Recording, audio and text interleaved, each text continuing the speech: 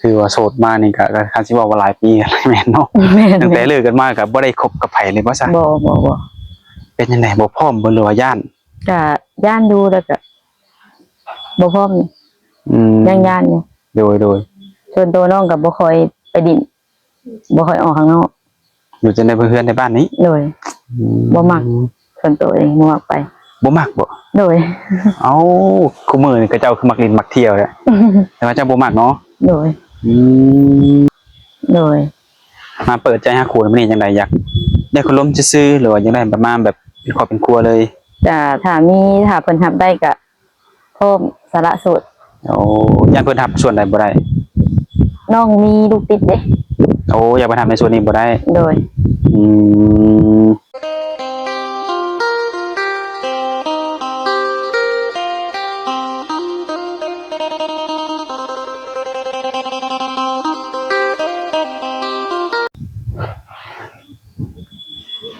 ก็ทักทายสบายดีและสวัสดีเด้อพ่อแม่พี่น้อง FC ของบ่าวศิลัดโมสุขุทุกคนเนาะสิเป็น FC อยู่ฝั่งลาวเฮาหรือว่าอยู่ฝั่งไทยเนาะหรือว่าอาจจะอยู่ต่างประเทศทุกคนเนาะมื้อนี้ก็ยินดีต้อนรับเข้าสู่ช่อง YouTube ของบ่าวศิลัดคือเก่าเนาะทุกคนมื้อนี้ทุกคนเนาะทางบ่าวศิลัดเองก็ได้มาถ่ายคลิปทางสาวโสดก็เป็นผู้สาวโสดหน้าใหม่ทุกคนเนาะก็ถือว่าเป็นผู้จับผู้งามหน้าตาดีเนาะแต่ว่าเพิ่นนี่ก็เคยมีประสบการณ์ในเรื่องการสร้างครอบครัวมาแล้วเนาะถ้าสิเว้าแบบนั้นก็คือเป็นสาวแม่ห้างเด้งทุกคนเนาะ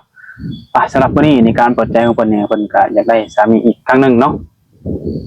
แต่ก็ยังบ่ฮู้ว่าเพิ่นนี่อยากได้สามีแบบใดอายุหลายปานใดแล้วก็เป็นคนทางใดเนาะทุกคนเนาะมีแต่ว่าทางบ่าวซั่นนี่สิได้เข้าไปสัมภาษณ์เพิ่นก็มีแต่ว่าติดตามเรื่องราวนี้ไปนำกันเนาะทุกคนเนาะในคลิปนี้แหละก็สิได้ฮู้ว่าเพิ่นนี่ต้องการสามีแบบใดสิพร้อมสละโสดเลยบ่เนาะ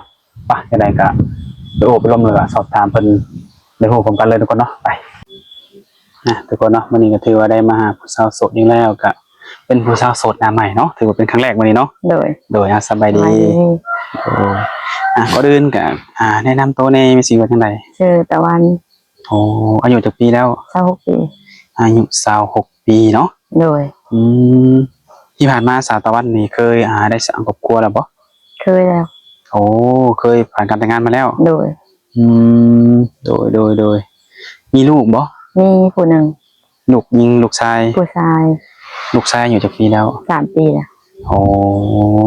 โดยสาวตะวันใช้ชีวิตคู่กับสามีเก่ามาได้จักปีก็ประมาณ2ปีประมาณ2ปีเลี้ยงลูกคนเดียวมาลูกอายุได้เท่าไหร่3ปีเด้น้องมาอยู่บ้านก็ได้ประมาณ3ปีไปแล้วโอ้แล้วเลี้ยงลูกจะตอนลูกจักปีหย่ากันเฮามาเกิดลูกอยู่บ้านโอ้แต่ว่าหย่าตั้งแต่ลูกอยู่ในท้องบ่บ่เพิ่นนั่นให้น้องมาเกิดลูกอยู่บ้านตั้งแต่8เดือนน้องมาบ้านคือพาได้8เดือนโดยแล้วเป็นยังไงต้นปลายเหตุคือว่าเลิกคือว่าแหละมันอยู่ไกลกันโอ้ความไกลห่างมันคนเปลี่ยนแปลงไปเนาะโดยกันว่านี่ก็คือสิเข้าใจเนาะว่าเป็นยังต้องเลิกลากันในส่วนใดคำว่าอยู่ไกลห่างกันแน่นอนแล้วเนาะก็เลยอยู่มาเป็นโสดนี่ได้จากปีแล้วซะก็3ปีแล้วเด้3ปีเนาะโดยลูกก็ได้3ปีแล้วก็ได้แบบหย่ากันได้ใช้หย่าแบบถูกต้องบ่แม่นเพราะว่าเพิ่นก็มาเฮ็ดตามฮีตของก็คือได้ฉีกใบทะเบียนหรือใบน้ำตาลเนาะโดยโดยคือว่าโสดมานี่ก็คันสิว่าหลายปีอะไรแม่นเนาะตั้งแต่เลิกกันมาก็บ่ได้คบกับไผเลยบ่ซะบ่เป็นจังได๋บ่พร้อมบ่หรือว่าย้านก็ย่านดูแล้วก็บ่พร้อมยังย่านอยู่โดยส่วนตัวน้องก็บ่ค่อยไปดิน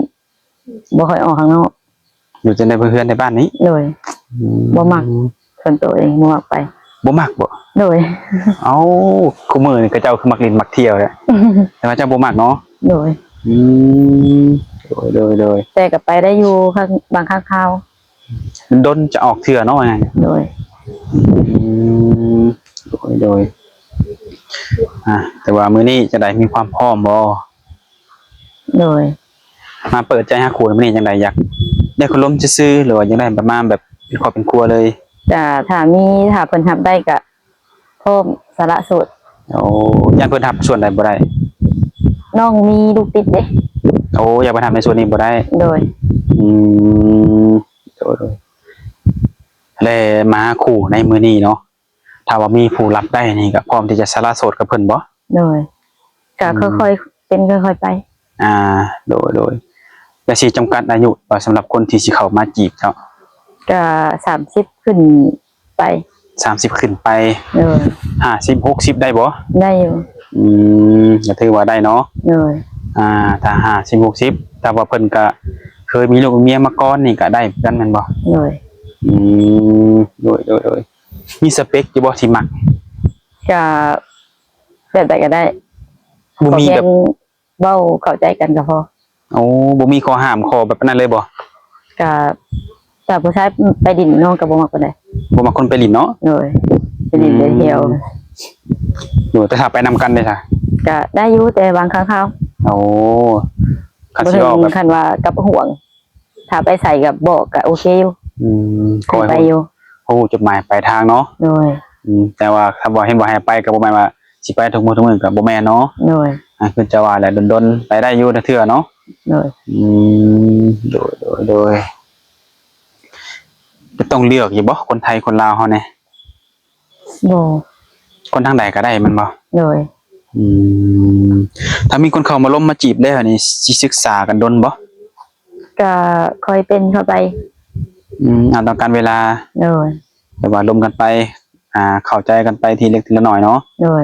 ถ้าว่าฮอดจุดบัดแรกก็ถ้าว่าเพิ่นสิมาห้องมาขอนี่ก็พร้อมอยู่เนาะ พร้อมอยู่ โดยถ้าเกิดว่าได้สร้างครอบครัวในหอบนี้เนาะจังได๋สิไปอยู่นำสามีบ่ให้สามีมาอยู่นำ ก็ในใจก็อยากให้สามีมาอยู่นำ โอ้ ก็ต้อง เป็นไปได้ เบิ่งกันอีก ถ้าว่าเป็นไปบ่ได้ถ้าว่าเพิ่นมาบ่เป็นบ่ได้อีหลีนี่ก็สามารถไปอยู่นำเพิ่นได้คือกันเนาะ โดย แล้วปัจจุบันนี่สิอยู่นำกันจักคนอยู่กัน อยู่นํกัน3 4 5คนนี่แหละ เพราะว่าอ้ายอีกคนหนึงก็อยู่ไทย อ๋อ ด้วยก็เพิ่นก็แยกออกไปอยู่เพื่อนเพิ่นแต่งงานมีครอบครัวแล้ว ถือว่าคนที่เฮือนนี่คือได้สร้างครอบครัวมาแล้ว โดย อ๋อโดยพ่อกับแม่เด้ ก็อยู่ร่วมกันคุมื้อนี้ อยู่กันทุกมื้อนี้ โดย ก็คือเฮือนที่เจ้าอยู่ทุกมื้อนี่ก็เป็นเฮือนมูลเฮือนหยังเด้แม่นบ่ แม่น อ๋อโดยเนาะก็ถือว่าถ้าว่าเป็นไปได้ก็จะได้มาอยู่นำ ๆโดย ถ้าว่ามาอยู่นำนี่ก็บ่ได้ถึงขั้นว่าต้องสร้างบ้านสร้างหยังแมันบ่ โดย ก็คือสามารถมาอยู่ได้เลยเนาะ โดย อ๋อถือว่ามีความพร้อมในการบ่อยู่วันเสาร์โดยทุกคนแล้วในเรื่องการลงผู้บ่าวเนาะมันก็สิมีหลายรูปแบบผู้บ่าวเนาะ แม่น มีจะบอกแบบว่าที่อยากได้อยากเจอจะขอแบบในชีวิตนี่อยากขอเจอผู้ชายแบบคนแบบนั้นแบบนี้หั่นนะ ๆก็บ่ฮู้คือกันส่วนใหญ่ก็เลือกบ่ได้หรอก เอา ไผก็อยากได้คนดีเบิดแม่นบ่ล่ะ แน่นอนเนาะ แม่น แต่คือว่าแล้วว่าเรื่องบุญวาสนา แม่น เนาะ แม่น เนื้อคู่เฮาก็คือที่ผ่านมาก็สิคือสิว่าดีแหล้วเนาะจังได้คบหาเป็นผัวเป็นเมียกันเนาะ แม่น สุดท้ายบรรปลายมันก็มีเรื่องมีราวทุกคนเนาะถ้าในกรณีแบบว่าเพิ่นอยากมาเบิ่งความเป็นอยู่ความเป็นจริงของเจ้านะแบบหนุ่มๆบนทางไกลเพิ่นอยากมาหานี่ก็สิสะดวกให้เพิ่นมาได้บ่ ก็สะดวกอยู่ สะดวกอยู่เนาะ โดย ปัจจุบันนี่ก็ได้เฮ็ดงานหยังอยู่บ่ เฮ็ดอยู่เฮ็ดน้องเฮ็ดโรงงานยาสูบ เฮ็ดงานจักเดือนปานใดแล้ว ได้2 เดือนแล้ว 2 เดือน โดย โอ้เงินเดือนจังไดคุ้มอยู่คุ้มกินบ่ บ่กุ้ม บ่คุ้ม โดย แต่ว่าก็ต้องเฮ็ด โดย อย่างน้อยบ่ได้น้อยก็ได้หลายได้กว่าบ่ได้เลยเนาะ แม่น ลูก3 ปีนี่จังไดมีเพิ่นยังกินนมเสริมหยังบ่ ยังกินนมอยู่ โอ้นมกระป๋องนี่มันบ่ แม่น โดยเป็นจังไดเลี้ยงลูกคนเดียว ก็สู้ชีวิตอยู่ คือชีวิตอยู่แมันบ่ แม่น เดือน พ่อ เบิดเดือนนี้ก็สิเข้าโรงเรียนอีกเลยนะ แล้วทางพ่อเพิ่นก็บ่ได้แบบเข้ามาช่วยเล็กน้อยๆนะบ่ บ่ได้ติดต่อเลยเลย โอ้เลิกลากันไปเลยแบบรู้จักกันเลยแม่นบ่ แม่น โอ้เพิ่นก็บ่คิดฮอดลูกเพิ่นนะบ่เนาะ บ่ฮู้คือกันเด้ คันสิเว้าอีกแบบหนึงก็ถ้าว่าคิดฮอดก็คือสิยากเนาะ แม่น ถึงมาบ่ได้เห็นหน้าลูกจักเทื่อบ่ ก็เห็นได้ เคยเห็นอยู่บ่ เห็นติดต่ออยู่ช่วงแรกๆความน้องมาเกิดลูกก็โอนเงินให้อยู่พอโดนๆไปก็เงียบไปเลย โอ้แบบว่ามันเดินห่างไปเลยเนาะ แม่น เดี๋ยวก็เลย ทางเจ้าก็ต้องรับเลี้ยงดูแล แม่น ทั้งปู่ทั้งย่าเพิ่นก็บ่ได้มาเยี่ยมดูแลหลานเพิ่นบ่ซะ บ่ ทุกมื้อมันก็ส่วนหลายก็อยากจะแบบนี้แหละเนาะ แม่น ถ้าว่าเพิ่นได้หย่ากับลูกชายเพิ่นแล้วก็ถือว่าสิได้ตัดแบบบ่มีความรู้สึกแบบว่าอยากมาเยี่ยมมายามส่วนหลายกันเนาะ แม่น โดยก็คือมาหาคู่ในมื้อนี้หลักๆก็คือถ้าว่าเพิ่นรับได้เนาะในส่วนที่เจ้านี่ก็เป็นแม่ห้างเนาะ โดย แล้วก็มีลูกติดอยู่ผู้หนึง โดย ถ้าคิดว่ารับได้ก็เข้ามาศึกษามาร่วมกันเบิ่ง โดย โดยแต่ละปีได้สักก็ได้เฮ็ดให้เฮ็ดนาอยู่บ่ เฮ็ดอยู่ เป็นจังไดเข้า ก็บางปีก็ได้หน่อยบางปีก็ได้หลาย กุ้มบ่ซะแต่ละปี ก็บางปีก็กุ้มบางปีก็บ่กุ้มคือกัน อย่างเช่นปีนี้ได้จ้ะ ปีนี้บ่กุ้มเป็น ถือว่าได้ซื้อข้าวกิน โดย รายได้ซื้อข้าวเนี่ยจะได้คือเจ้าเองบ่หรือว่าออกกัน กับอ้ายนี่ ผู้อยู่เพื่อนกันนี่บ่ แม่นบางทีก็มีแต่น้องผู้เดียว อ๋อ ก็คือว่าแหละอ้ายอีกคนนึงยังบ่ทันได้สร้างครอบครัวเด้ยังอยู่ในเรือนอยู่ผู้ชายเนาะ ผู้ชายสิเป็นผู้ชายหรือผู้หญิงก็ขึ้นอยู่กับคนเนาะ แม่น บางคนก็ดินเป็นใหญ่ แม่น บางคนก็เวียกเป็นใหญ่งานเป็นใหญ่สลายกัน แม่น โดยสำหรับคนที่สิเข้ามาจีบแบบว่าคัดสิว่ารวมๆผู้ชายมันก็สิมีในส่วนว่าสูบยาเนาะสูบยาบ่อาจสิมีลายบ่กินเหล้ากินเบียร์บ่นี่นะในส่วนนี้นะมีบ่ข้อที่ห้าม ก็มันเลี้ยงบ่ได้ถ้าเป็นไปได้ก็บ่กินดี ถ้าเฮ็ดได้เป็นได้เนาะ โดย ก็บ่อยากให้กิน โดย แต่ถ้าว่าจำแบบว่าเลี้ยงบ่ได้ลีก็สิขอกินแต่ก็โดนสิขอกินเทื่อนี่ก็ ได้อยู่ ก็ได้อยู่เนาะ โอเคอยู่ ด้วยความส่วนตัวแล้วจะก็กินดื่มอยู่บ่ จะ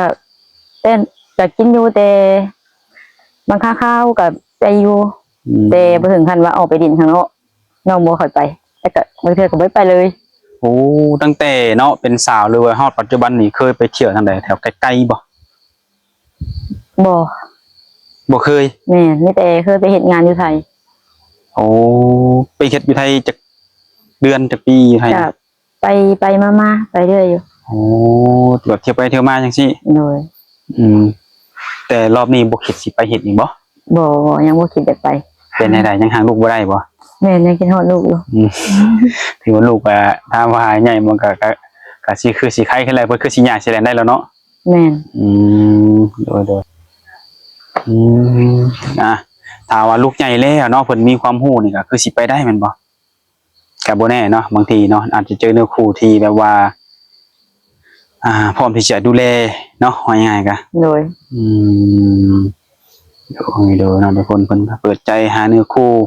หรือว่าหาสามีอีกเป็นครั้งที่2เนาะครั้งที่1ก็ถือว่าได้ประสบการณ์ก็ถือได้ผิดพลาดก็ได้แยกทางกันไปโดยเฮ็ดงานนี่ช่วงที่มีเวลาลมกับหนุ่มๆนี่สิเป็นช่วงใดเวลาใด ถ้าเป็นกะกลางคืนก็สิเป็นกลางเว้นนมได้เพราะว่ามันมี2กะเด้เจ้าเฮ็ดกะกลางเว้นกลางคืนแต่มันมีน้องคือกะกลางคืนมื้อนี้ แปลว่าเดือนหนึ่งนี้สิถึกกลางคืนจักมื้อ คนละทิศ คนละทิศเลย โดย สลับกันเลยแม่นบ่ แม่น โอ้ก็เป็นทิศหนึ่งก็คืนทิศหนึ่ง แม่น เป็นจังไดสำหรับงานนี่โอเคอยู่บ่ ก็พอเฮ็ดได้อยู่ พอให้ได้อยู่ใกล้บ่จากเฮือนนี่ ก็บ่ไกลประมาณ3หลัก ก็คือสิสะดวกกันไปกันมาเนี่ยเนาะ โดย มันใกล้บ่ได้ไปนอนแบบเสาห้องซะยังอยู่เนาะ บ่เที่ยวเอา โดยขนำสัมปานี่ก็ต้องถือไปกินเอง แม่น เที่ยวเองน้ำมันเองเนาะว่าแล้วก็ แม่น คันใช้เฉลี่ยก็เดือนหนึงก็กินส่วนโตวนี่ก็คือสิเบิดหลายแสนเติบเนาะ แม่น ถ้าว่าเพื่อเลี้ยงเขาเลี้ยงน้ำอันนี้ยังว่าประหยัดงบไปอีกส่วนหนึ่งเนาะ แม่น คือมาจังซี่นี่ลูกอยู่กับไผซะบัดนี้ อยู่กับแม่ อยู่กับแม่ไปเฮ็ดงานกับแม่เอาให้เนาะ แม่น เพิ่นบ่ดื้อบ่ได้หยังบ่ ก็ดื้ออยู่ตามภาษาเด็กน้อย แต่บ่ค่อยติดน้องปานใด บ่ค่อยเอาบ่จัก บ่ค่อยบ่ได้อยู่กับน้องก็เอาอยู่แต่เพิ่นบ่อยู่นำเพราะว่าชนใดก็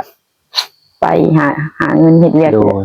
การที่ลูกบ่ติดแม่มันก็สิมีข้อดีส่วนหนึ่งก็คือเฮานี่ได้ไปหาเงินนะครับเนาะ น้อย ถ้าว่าลูกติดแม่นี่เฮาสิไปนั่นไปนี่สิยากเนาะ แม่ เพิ่นก็สิให้สิห้องผู้เป็นแม่นี่ก็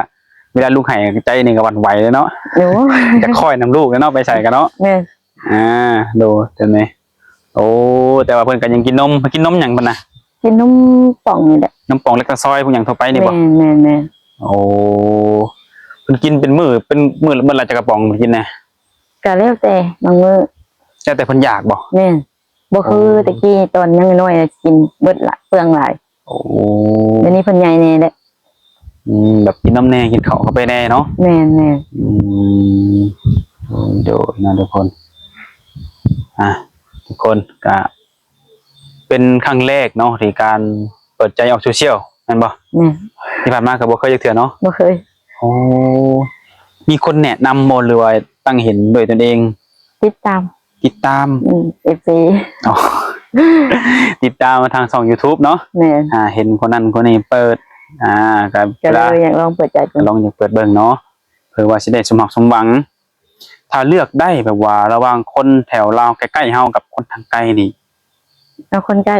คนใกล้ โดย เป็นแนวใด บ่เคยเลยคนอยู่ไกลกะ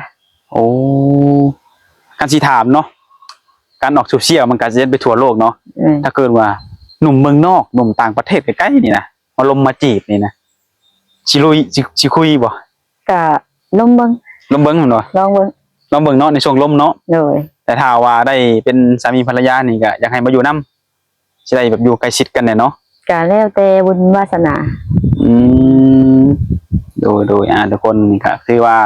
ถ้าเป็นไปได้ถ้าเลือกได้ก็อยากได้ผู้แถวใกล้ๆเนาะเพิ่นว่า โดย แต่ถ้าว่าเนื้อคู่เขาอยู่ใกล้ก็ก็ต้องไปตามบุญวาสนาเฮา ต้องแน่นแล้วก็นักแน่นเนี่ย อืมด้วยความสนตรงเจ้าเป็นคนขี้หึงขี้หวงบ่ ก็ห่วงอยู่ หวงอยู่มันบ่ โดย ในเมืองแบบว่ามาอยู่กับเฮาคบกับเฮาหรือว่าถ้าสิว่ารวมกับเป็นของเฮาแล้วเนาะ แม่น มันก็ต้องหึงหวงเป็นเรื่องธรรมดาเนาะ แม่น อื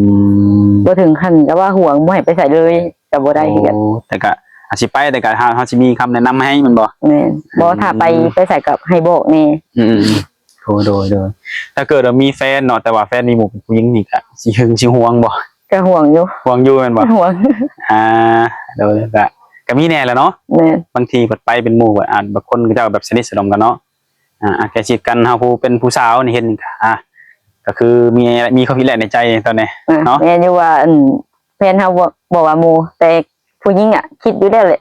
แน่นอนถ้าใกล้ชิดกันเกินไปเนาะ แม่น มีแต่ว่าถ้าว่า